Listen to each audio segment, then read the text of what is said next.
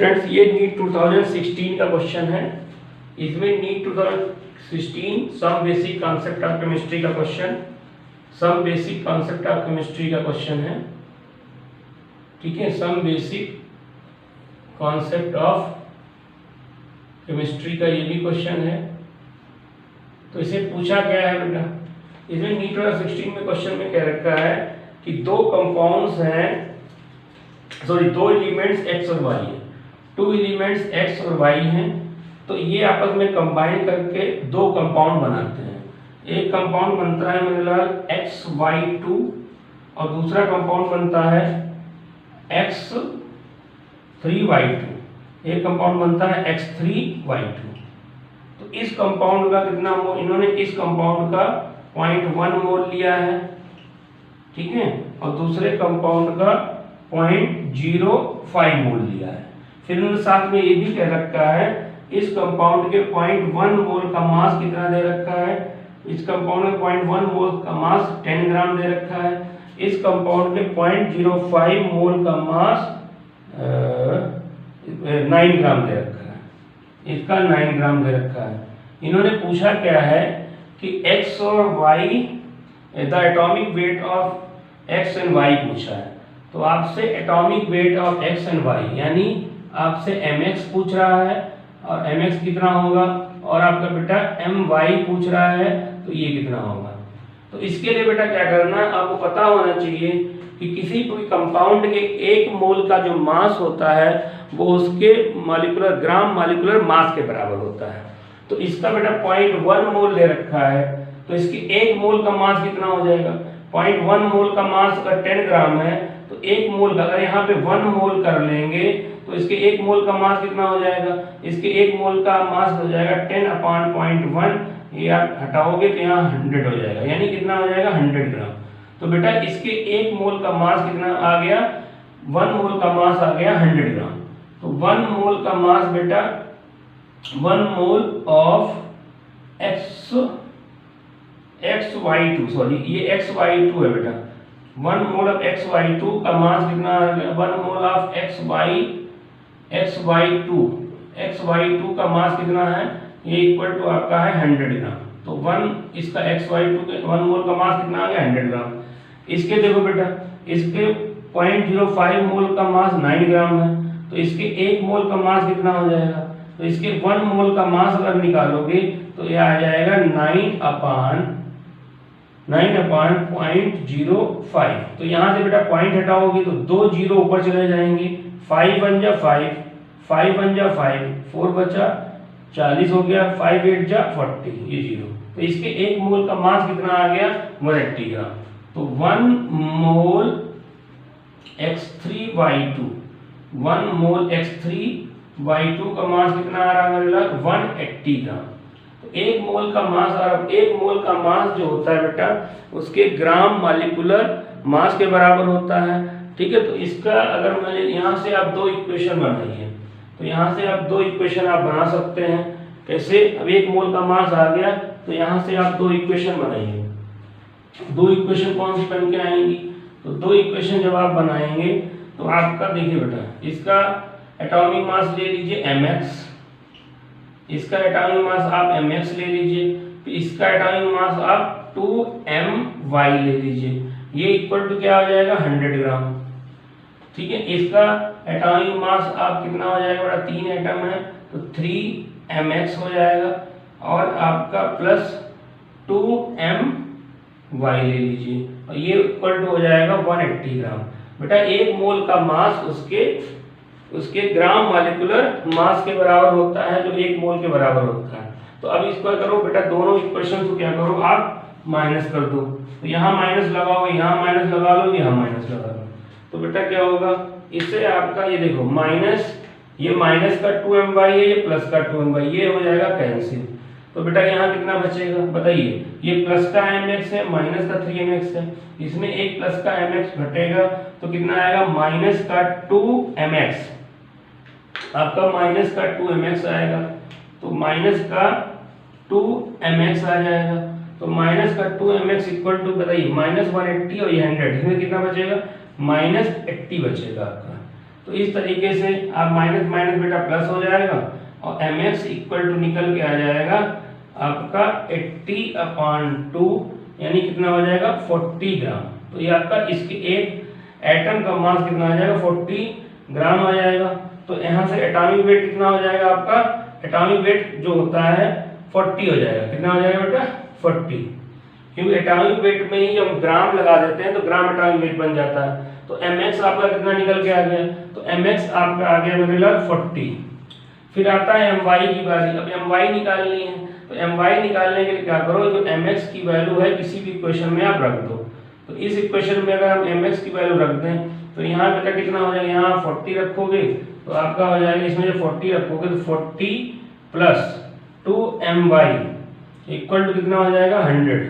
तो यहाँ से आपका 2my इक्वल टू आ जाएगा 100 माइनस 40। तो 100 माइनस 40 करोगे कितना आ जाएगा 60। तो यहाँ से my इक्वल टू कितना आ जाएगा 60/2 यानी कितना आ जाएगा 30। तो ये आपका 30 हो जाएगा। तो ये my कितना निकल गया 30 आ गया। तो इस तरीके से ये आपका आंसर हो जाएगा। कैसे करना था आपको बता दिया बेटा, जो एक मोल का मास जो होता है उसके ग्राम फार्मूला मास के बराबर होता है, और फार्मूला जो ग्राम मॉलिक्यूलर मास के बराबर होता है, और मॉलिक्यूलर मास में जब हम ग्राम लगा देते हैं तो वो उसके एक मोल के बराबर हो जाता है। तो इस तरीके से एक क्वेश्चन नीट 2016 का था। चलिए,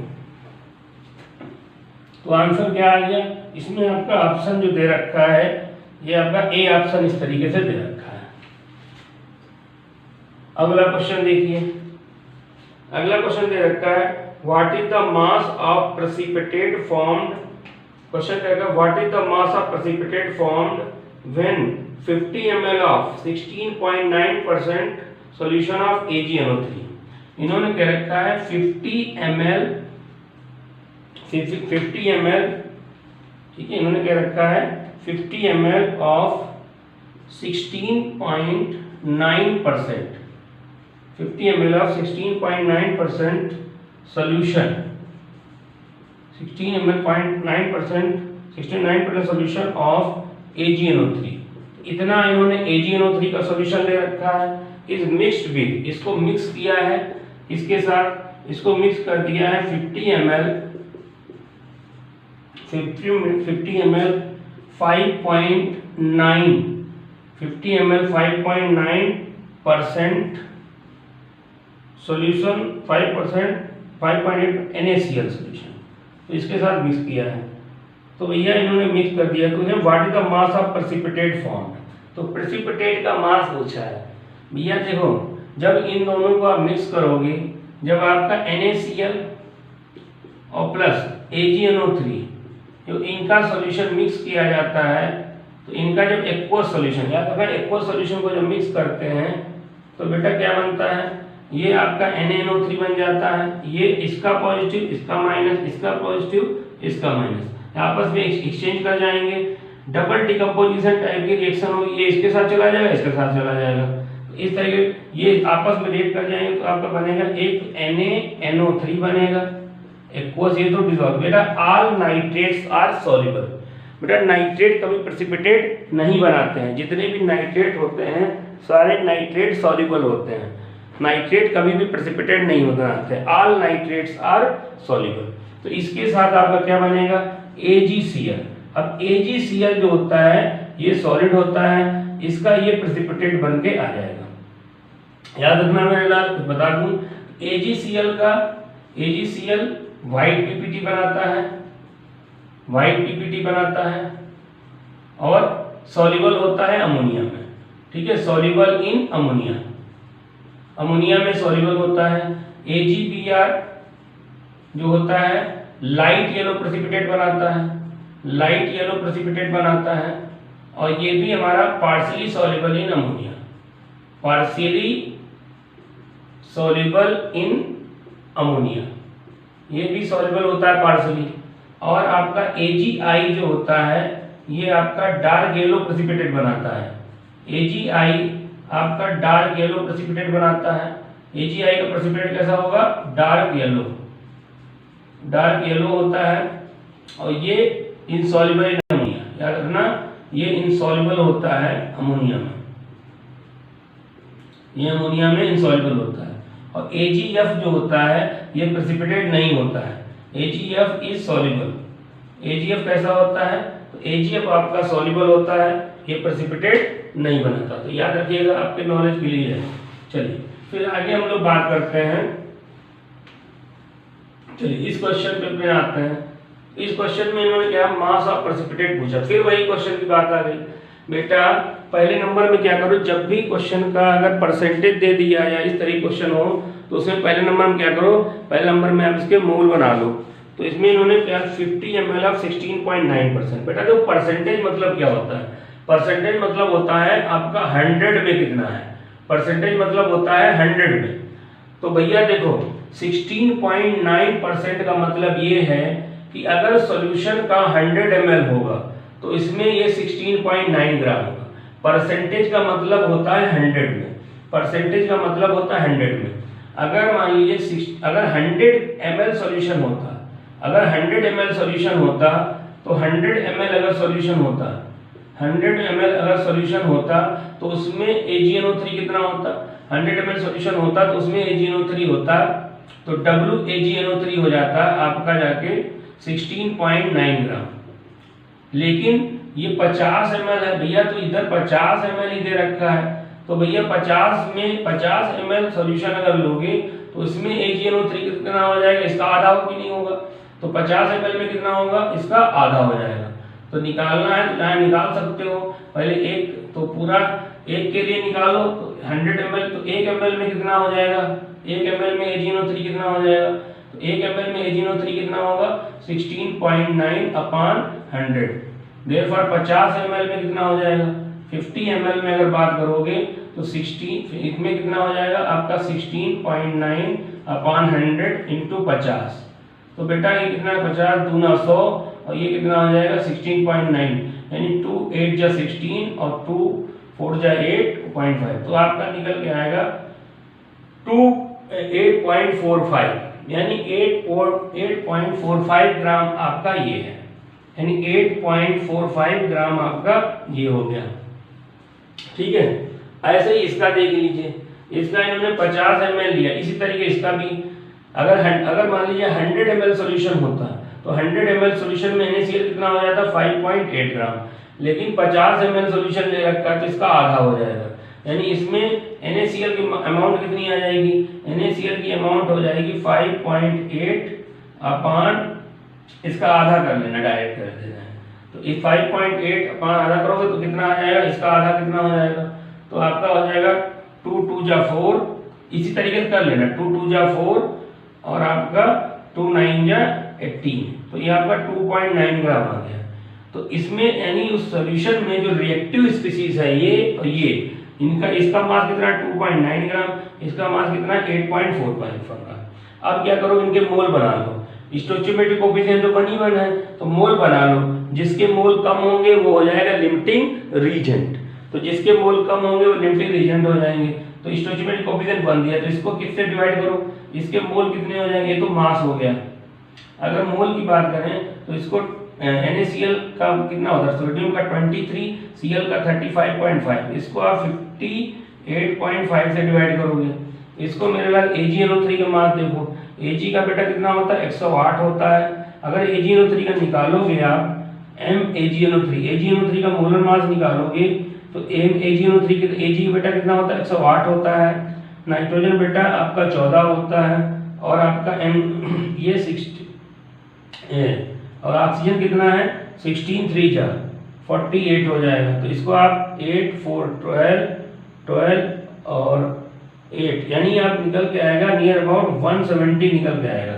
तो इसको आप 170 से आप क्या करोगे डिवाइड कर लोगे तो मोल निकालो बेटा, पॉइंट हट जाएगा तो पॉइंट ये हट जाएगा आपका, तो पॉइंट यहाँ है, पॉइंट यहाँ से हटा दिए, यहाँ से हटा दिए। अब क्या करो, इससे इसको डिवाइड करोगे तो कितना निकल के आएगा, मतलब इसको आपका 229 को अगर 585 से आप डिवाइड करोगे तो पॉइंट लगाओ, जीरो बढ़ाओ तो 290 हो गया मेरे लाल। ठीक है, फिर आप जीरो बढ़ाओ, फिर जीरो बढ़ाओ, कितना आ गया 2900 आ गया आपका। तो आपके पास कितनी बार जाएगा, आप 5 जा 25 तो 5 ले जाओ, 5 जा 25, ठीक है, 5 8 जा 40, 42 हो जाएगा, और 5 जा 25 और 4 29, नियर अबाउट 0.05 मोल आएगा। इसको भी आप सॉल्व करें, यहाँ से पॉइंट हटाओगे तो 0 इधर आ जाएगा, तो 1700 से आप 1700 से आप क्या करो 845, इसको आप डिवाइड करो 17,000 से, पॉइंट लगाओ, 0 बढ़ाओ, फिर 0 बढ़ाओ, ठीक है बेटा, फिर 0 बढ़ाओ, तो कितना आ रहा है, ये आ रहा है 84,500, ये 70, तो कितना आ जाएगा 17 नियर अबाउट 0.05 मोल इसका भी आ रहा है। तो यानी दोनों में से किसी को भी एक लिमिटिंग रीजन आप मान सकते हो। तो यानी इसका भी 0.05 मोल आ रहा है, इसका भी मोल कितना आ रहा है बेटा 0.05 मोल आ रहा है।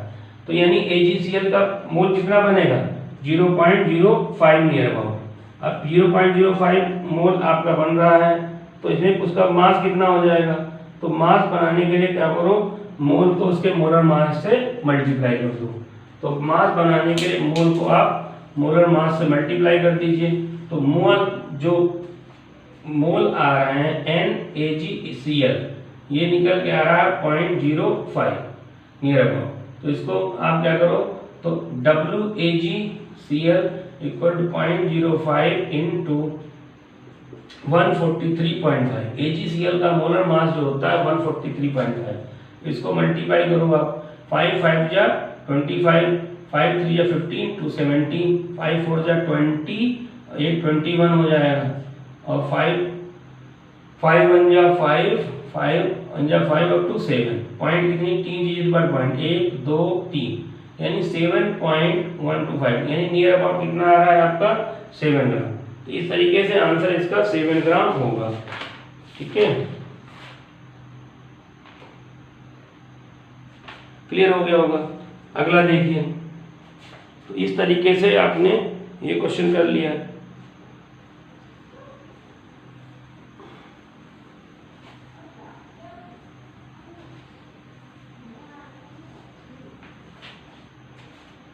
अगला क्वेश्चन देखो, नीट 2015 का क्वेश्चन है, नीट 2015 का क्वेश्चन है। तो इसमें क्या रखा है, if Avogadro number Na is changed, तो इसमें क्या रखा है, if Avogadro number Na is changed from, Avogadro number का वैल्यू कितना होता है 6.022 into 10⁻23, if Avogadro number Na is changed from 6.022 into 10⁻23 per mole to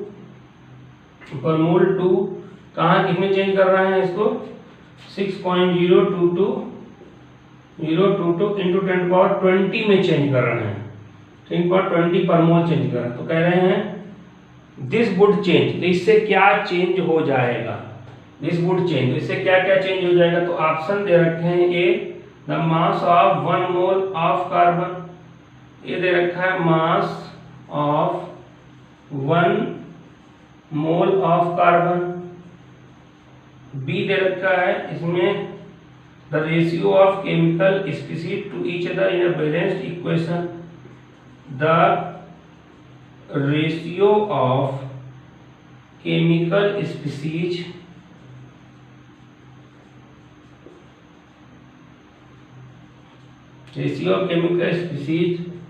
to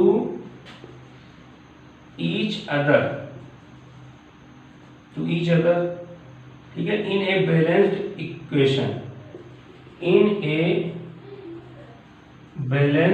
equation, और सी ऑप्शन दे रखा है इन्होंने the ratio of element to each other in a compound, ratio of elements to each other in a compound, और D option इन्होंने दे रखा है the definition of mass in units of gram, definition of mass in units of gram. तो ये बेटा देखो बेटा, मोल की डिफिनीशन क्या कहती है, मोल आया कहाँ से, मोल को कहते हैं हम लोग 12 ग्राम कार्बन। 12 ग्राम कार्बन में जितने कार्बन के एटम्स होते हैं उनको हम लोग 1 मोल कहते हैं। 12 ग्राम कार्बन में जितने कार्बन C12 के एटम्स होते हैं उनको 1 मोल कहते हैं। यानी ये डिफिनीशन होती है। तो ये कहते हैं कि 6.0, इसका मतलब ये हुआ 6.022 × 10⁻23 एटम्स का मास कितना होता है 12 ग्राम कार्बन के। तो इतने यानी 12 ग्राम कार्बन में इतने कार्बन के एटम होते हैं। तो बेटा अगर आप मोल, अगर मैं इस वैल्यू को आप चेंज कर दोगे, इस वैल्यू को इतना में कर दोगे, तो बताओ बेटा कार्बन के 1 मोल का मास नहीं चेंज हो जाएगा भाई। 1 मोल कार्बन में 6.022 × 10⁻23 एटम्स होते हैं। तो अगर उसका मोल की वैल्यू चेंज कर दोगे तो mass of 1 mole of carbon change हो जाएगा। तो मास ऑफ 1 मोल, क्योंकि मोल की डिफिनीशन ही होती है, कहते हैं number of carbon atoms present in 12 gram of C12 is known as 1 mole या अवोगाड्रो नंबर। ठीक है, तो उल्टा कान पकड़िए, उल्टे में क्या कह सकते हैं, आप कह सकते हो mass of 6.022 × 10⁻23 atoms of carbon has weight 12 gram. तो अगर बेटा इतने एटम होंगे 6.022 × 10⁻23 एटम्स होंगे 1 मोल में, तो उनका मास चेंज नहीं हो जाएगा। यानी कार्बन का, ये भी आपका ऑप्शन हो जाएगा। तो mass of 1 mole of carbon will decrease. तो mass of 1 mole of carbon will decrease, ये होना चाहिए। तो यानी इसमें क्या होगा, ये ऑप्शन हो जाएगा, ये आपका चेंज हो जाएगा। क्लियर हो गया होगा, क्योंकि मोल की डिफिनीशन में क्या रखा, 1 मोल इज द, ठीक है, number of particles in 6.0 number of particles in 12 ग्राम। ठीक है, तो 12 ग्राम कार्बन में जितने कार्बन के एटम्स होते हैं उनको 1 मोल कहते हैं। फिर अगला क्वेश्चन देखो मिला,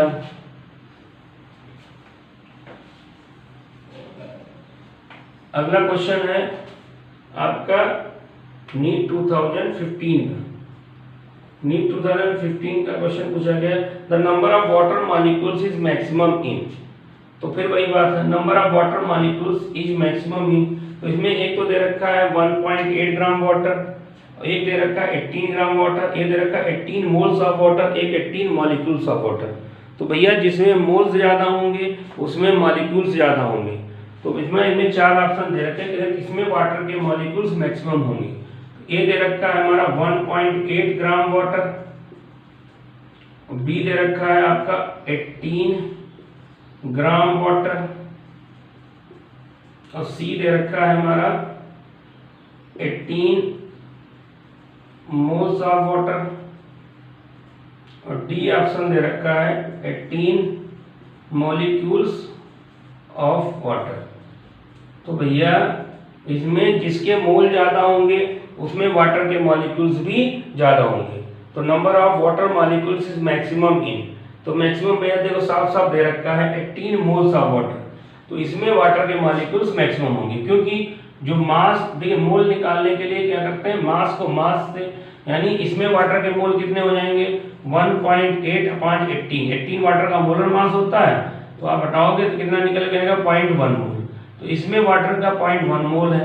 इसमें बेटा 18 को 18 से डिवाइड करोगे, ये किसके बराबर होगा 1 मोल के बराबर होगा। इसमें देखो 18 मोल्स ही दे रखा है, तो इसमें सबसे ज्यादा वाटर के मॉलिक्यूल्स किसमें हो जाएंगे, इसमें आपके 18 मोल में इसमें सबसे ज्यादा होंगे। तो मोल्स ज्यादा तो मॉलिक्यूल्स ज्यादा, मोल्स ज्यादा तो एटम्स ज्यादा।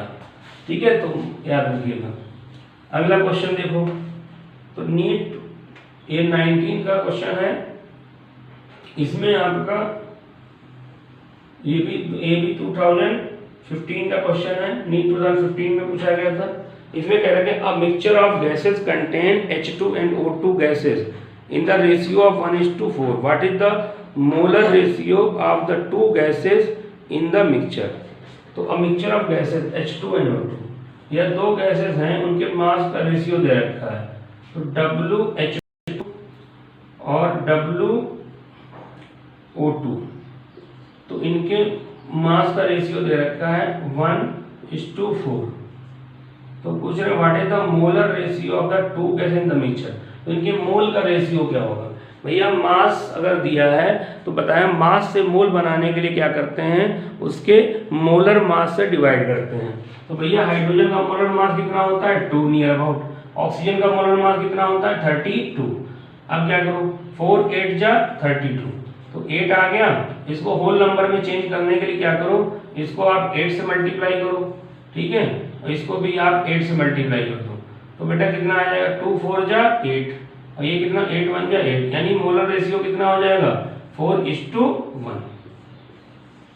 मोलर रेशियो कितना हो जाएगा 4:1। तो मोल का रेशियो, और बेटा याद रखिए जो मोल का रेशियो होता है वही रेशियो मॉलिक्यूल्स का भी होता है। जो मोल का रेशियो होता है वही आपका मॉलिक्यूल्स का भी रेशियो होता है। क्लियर हुआ? अगला क्वेश्चन देखिए। अगला क्वेश्चन आपका तो इस तरीके से, अगला क्वेश्चन आपका नीट 2014 का क्वेश्चन है। नीट 2014 तो 2014 में आया है ये। इसमें some basic concept of chemistry के क्वेश्चन चल रहा है। इसमें ये पूछा गया है equal masses of H2O2 and methane have been taken in a container of volume V at temperature 27 in identical condition. The ratio of volumes of the gases H2O2 and methane would be. तो इसमें कह रखा है equal masses of H2O2 and methane have been taken in a container of volume V. तो equal masses, एक container ले रखा है हमला, तो इक्वल मासेस तो यानी इक्वल यानी H2, ठीक है, O2 और आपका CH4, इन सबके इक्वल मासेस दे रहे। मान लो इनका भी 1 ग्राम, इसका 1 ग्राम ले सकते हो। Equal masses of H2O2 and methane have been taken in a container of volume V at temperature 27 degree centigrade in identical condition. The ratio of volumes of gases, the ratio of volumes of gases H2O2 and methane would be. देखो भैया Avogadro law क्या कहता है, under identical condition of temperature and pressure equal volumes of all gases contain equal number of molecules और moles. इसी तरीके आप उल्टा कह सकते हो, under identical condition of temperature and pressure equal volumes of all gases contain equal number of molecules और moles, या under identical condition of temperature and pressure equal moles of all gases have equal volume. तो इसमें मेरे लिए equal, तो इसमें equal मतलब taken in a container of volume V at temperature इतना, the ratio of the volumes of gases H2O2 methane. तो पहले इनके मोल निकाल दो, मास का रेशियो किया है, इसके मोल बेटा कितने निकल गए, इसको 2 से डिवाइड करो, इसको 32 से डिवाइड करो, इसको 16 से डिवाइड करो। कार्बन का 12 × 4 16 हो जाएगा। इस तरीके से आपका मोल का रेशियो हो जाएगा। तो बताइए, तो वॉल्यूम, तो इनके रेशियो ऑफ वॉल्यूम, तो भैया जो देखो गैसेस के लिए क्या होता है, फॉर गैसेस, तो गैसेस के लिए mole proportional to molecule proportional to volume, यानी मोल का रेशियो और सेम टीपी टेम्परेचर प्रेशर अगर सेम है तो मोल का रेशियो प्रोपोर्शनल टू मॉलिक्यूल्स का रेशियो प्रोपोर्शनल वॉल्यूम का रेशियो। तो जितना सेम टेम्परेचर प्रेशर पे जितनी भी गैसेस होती हैं उनके मोल का रेशियो, वॉल्यूम का रेशियो और मॉलिक्यूल का रेशियो बराबर होता है। तो इसको आप होल नंबर में चेंज करने के लिए क्या करो, इसको भी 32 से मल्टीप्लाई कर दो, इसको भी 32 से मल्टीप्लाई कर दो, इसको भी 32 से मल्टीप्लाई। तो ये कितना हो जाएगा, यहाँ आपका 16 आ जाएगा, यहाँ आपका 1 आ जाएगा और यहाँ आपका 2 आ जाएगा। तो मोल, तो वॉल्यूम का रेशियो क्या हो जाएगा 16:1:2। तो यानी इस तरीके से 16:1:2, यानी आंसर आपका सी सही होगा।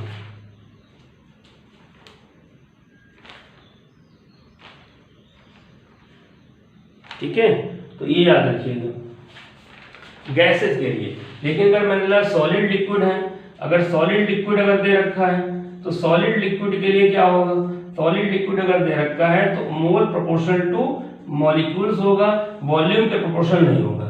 गैसेस के लिए तीनों इक्वल इस तरीके की प्रोपोर्शनलिटी लगा सकते हो, लेकिन सॉलिड लिक्विड के लिए मोल प्रोपोर्शनल टू मॉलिक्यूल और मॉलिक्यूल प्रोपोर्शनल टू वॉल्यूम नहीं होगा। क्लियर हुआ? चलिए एक अगला क्वेश्चन देखो, नीट 2014 का है।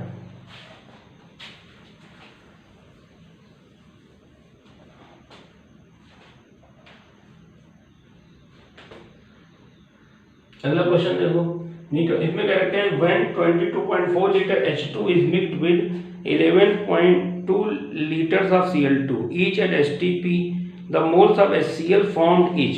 तो भैया देखो इसमें कह रखे हैं H2 प्लस Cl2, बेटा ये लिमिटिंग रीजन का क्वेश्चन है, H2Cl2 गिव्स 2HCl।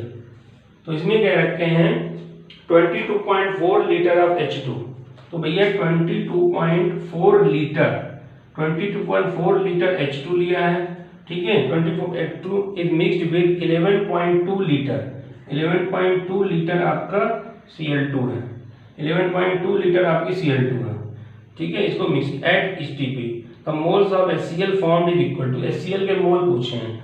तो भैया देखो ये तीनों सब गैस हैं, ये भी गैस दे रखा है, ये भी गैस दे रखा है और ये भी आपका गैस दे रखा है। तो अभी हमने बताया था सेम टेम्परेचर प्रेशर अगर कह रखा है एट STP कह रखा है बेटा, तो मोल्स तो अगर सेम टेम्परेचर प्रेशर दे रखा है तो सेम टेम्परेचर प्रेशर पे n प्रोपोर्शनल टू V, यानी मोल प्रोपोर्शनल टू मॉलिक्यूल्स और मॉलिक्यूल प्रोपोर्शनल टू वॉल्यूम। तो ये दे रखा है। तो बेटा हम लोग क्या लिमिटिंग रीजन निकालने के लिए क्या करेंगे, तो इसमें पूछा है आपसे the moles of HCl formed is equal to. तो भैया देखो पहले तो लिमिटिंग रीजन देख लो। देखो भैया स्टोइचियोमेट्री सबकी 1 है, तो इसको स्टोइचियोमेट्री कोएफिशिएंट 1 से डिवाइड करो, ये तो वॉल्यूम दे रखा है। तो लिमिटिंग रीजन निकालने के लिए क्या करो, इसको आप 1 से डिवाइड करो, इसको भी 1 से डिवाइड करो। तो जो कम निकल के आए, आप याद रखिएगा गैस के केस में मोल, मॉलिक्यूल्स और वॉल्यूम तीनों को आप स्टोइचियोमेट्रिक कोएफिशिएंट से डिवाइड करके लिमिटिंग रीजन निकाल सकते हो, जिसमें इसका वैल्यू कम आएगा वो लिमिटिंग रीजन।